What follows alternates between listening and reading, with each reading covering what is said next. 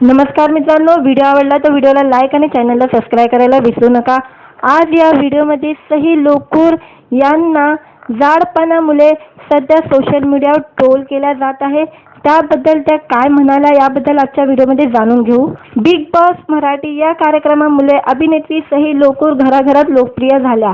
आजवर तिने अनेक लोकप्रिय मालिकेमध्ये काम केलेलं आहे।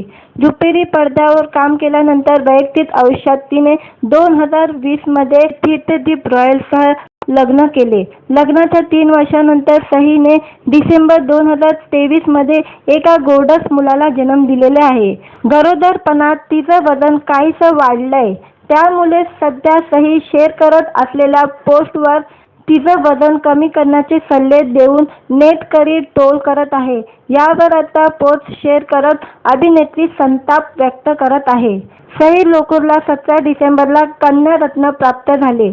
आई झाल्यानंतर अनेकांनी तिला शुभेच्छाचा वर्षाव केला, परंतु काही लोकांनी वाढणाऱ्या वजनावरून तिला ट्रोल केलेले आहे। या संदर्भात आता सईने पोस्ट शेअर केलेली आहे। अभिनेत्री लिहिते, लोकांना जाड आणि बारीक या पलीकडे काहीच दिसत नाही का? महिलांना गरोदरपणानंतर साधारण 6 महिने रजा मिळते। या 6 महिन्यात बायका बाळाचं संगोपन करतात आणि त्यानंतर पुन्हा कामाला सुरुवात करतात।